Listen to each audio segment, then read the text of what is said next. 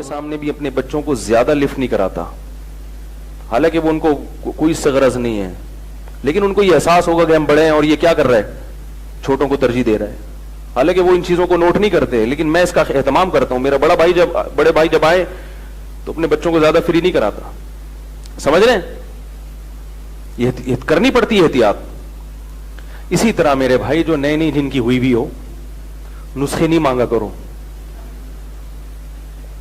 یہ مشورہ لیا کرو کہ کوئی ایسا عمل بتائیں کہ والدہ کے دل میں میرے خلاف نفرت کے جذبات پیدا نہ ہو, والدہ کو یہ احساس نہ ہو کہ شادی کے بعد بیٹا بدل گیا ہے.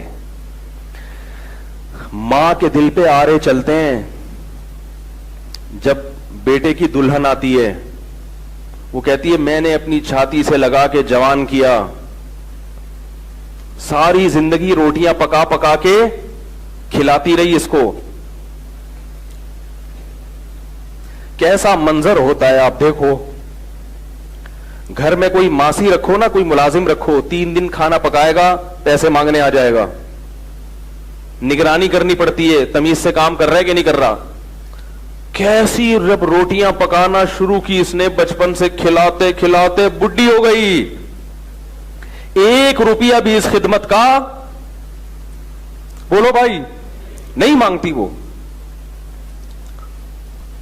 کیسے صبح صبح تیار کر کے بچوں کو اسکول بھیجتی ہیں, پھر فکر ہوتی ہے ٹائم پہ پہنچا یا نہیں پہنچا. ایک طویل عرصہ لگتا ہے اس میں, ٹوٹ کے محبت کرتی ہے.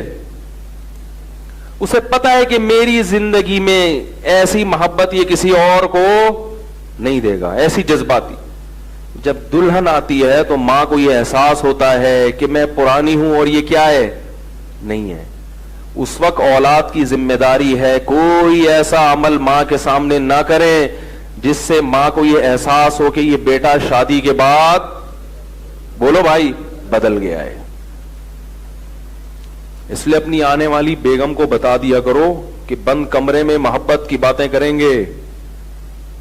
بند کمرے میں کہوں گا تمہارے لیے چاند, اب وہ تو یہ کرے گا ہی نہیں, وہ تو ایزی لوڈ شادی سے پہلے ہوتا ہے, اب تو ویسے ہی بدل جاتا ہے بندہ. تو اس کو بتا دو بیگم بند کمرے میں تم میری معشوقہ ہو, میری محبوبہ ہو. اماں کے سامنے کون ہے پہلے, اماں ہے. اماں کے سامنے میں تمہاری طرف دیکھوں گا بھی نہیں. اماں کے سامنے ہی آئی لو یو, میں تمہارے پہ جان نچھار, میں تمہیں مرتا ہوں, اماں کے سامنے شروع کر دیتے ہیں بات. اماں کے سامنے اسی کی سائڈ, اماں صحیح تو کہہ رہی ہے, اماں یہ تو صحیح کہہ رہی ہے بیگم میری. وہ بیچاری ایسے جیسے تیل کی کڑھائی پہ کوئی جل رہا ہو, ایسے جذبات ہوتے ہیں اس کے. تو اسی طرح باپ کو بھی, باپ میں اتنے جذبات نہیں ہوتے, وہ برداشت کر جاتا ہے. تو باپ کو بھی اور ماں کو بھی ہے. میں یہ نہیں کہہ رہا بیوی کے حقوق ادا مت کرو, یہ نہیں کہہ رہا, حقوق تو پورے دو اس کے, لیکن سیاست سے بھی کام لینا چاہیے, کوئی ٹیکنیکل طریقے سے بھی کام لینا چاہیے. محبت کا یہ کون سا طریقہ ہے کہ آپ ہر تھوڑے دن کے بعد جا رہے ہیں, برگر لے کر آ رہے ہیں, بیگم کے کمرے میں گھس رہا ہے. روزانہ اماں دیکھ رہی ہے, پہلے تو کبھی گھر میں برگر پیزا نہیں آیا, برگر نہیں آیا, فروٹ نہیں آئے. روزانہ آفس سے آتے ہوئے 2 کلو سیب کی بوری لے کے چوہوں کی طرح چھپا کے ہے بھائی, کنی کترا کے نکل رہے, گھس رہا ہے. تھوڑا دل بڑا کر لو, سیب لا رہے ہو 2 کلو اماں کے لیے, 1 کلو بول لو نا بیگم کے لیے. آپ بولو اتنے پیسے کے درختوں پہ لگیں گے, مشورے دے رہے ہو. تھوڑے لے آؤ جتنے پیسے اللہ نے دیے. اول تو اللہ نے سب کو رزق دیا ہے, فراوانی دی ہے.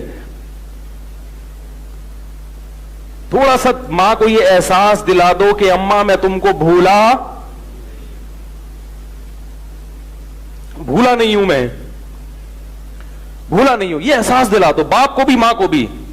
تو اللہ نے والدین کو ایسا جگر دیا ہے کہ وہ خود آپ سے کہیں گے کہ بیٹا تھوڑا بیگم کو بھی ٹائم دے دیا کرو. ان کو یہ احساس دلاؤ کہ ہم بدلے نہیں ہیں, ہمارے دل میں جتنی محبت آپ کی پہلے تھی وہ محبت اب بڑھ گئی ہے, کم نہیں ہوئی ہے. یہ احساس دلانا پڑتا ہے. آج کل ایک صاحب نے کہا میری شادی ہوئی, میں فروٹ لے کے جاتا ہوں, میری اماں کو تکلیف ہوتی ہے.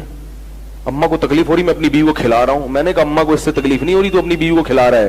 اماں کو تکلیف ہو رہی ہے کہ مجھے تو کبھی نہیں کھلایا, بیگم آئی ہے تو اب خربوزے بھی آ رہے ہیں اور تربوز بھی آ رہا ہے. سمجھ میں نہیں آ رہی بات. اور میں نے کہا الگ لے جا کے کمرے میں بیگم کے ساتھ کھاؤ ہی نہیں, اما کے ساتھ بیٹھو, بیگم کو بولو آ جاؤ. بیگم کہے گی میں تو آئی ہوں قربانی دے کے, تو بیگم سے بولو تمہارا ٹائم 9 بجے کے بعد شروع ہو جائے, سوؤں گا میں اما کے ساتھ نہیں, سوؤں گا میں بولو نا تمہارے ساتھ. اما اگر سونے بھی نہیں دے رہی, پھر اما آپ کو تھوڑا سا سمجھاؤ یار اما اتنا نہیں, ٹھیک ہے نا. اگر اما کہہ رہی کہ سو بھی کس کے ساتھ, پھر اما سے بولو اما آپ بھی تو رخصت ہو کے آئی تھی, اگر آپ بھی اپنی اما کے ساتھ ہی سوتی رہتی, آگے معذوف ہے. تو یہ تھوڑا سا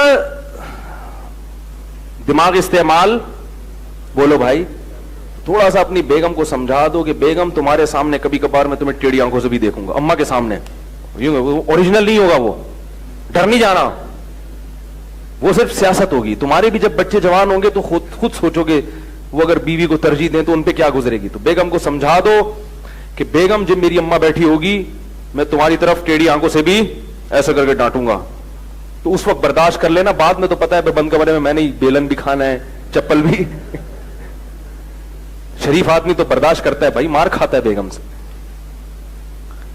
تو تھوڑا سا سیاست سے کام لے لو, والدین کو یہ احساس نہ ہو کہ وہ بڑا, اور شروع کا مسئلہ ہوتا ہے, اس کے بعد تو پھر کوئی مسئلہ نہیں ہے. وہ تو جب ایک دفعہ والدین کے دل میں یہ بات بیٹھ گئی کہ بھائی نہیں بھولا ہے, پھر وہ خود کہتے ہیں, اگر شریف اچھے عزت دار ہوں گے, وہ مسئلہ ہی خراب ہو رہا ہے تو پھر ہم کہتے ہیں بھائی الگ رہو. پھر مسئلہ والدین کا بھی تو ہوتا ہے نا, وہ جینے ہی نہیں دیتے بعض دفعہ, وہ کہتے ہیں نہیں, ٹھیک ہے نا, ٹیڑھی آنکھوں سے جو دیکھا ہے تو تھپڑ کیوں نہیں لگایا, ڈانٹا کیوں, میں تو کہہ رہی تھی جوتا اٹھا کے مار, تو خالی ڈانٹ پہ. تو اتنا زیادہ اگر ایسا ہوتا نہیں ہے, لیکن اتنا اگر معاملہ خراب ہو رہا ہے بہت ہی زیادہ, پھر ہم خود کہتے ہیں بھائی والدین سے بیگم کو الگ رکھو, کیونکہ بعض ساسوں نے بہوؤں کو ذہنی مریضہ بنا دیا ہے. جیسے کہ بہویں بنا دیتی ہیں نا ساس کو, تو ایسی ساسیں بھی بنا دیتی ہیں. لیکن اگر تھوڑا سا ٹیکنیکل طریقے سے کام لیا جائے تو انشاءاللہ اس کی نوبت نہیں آئے.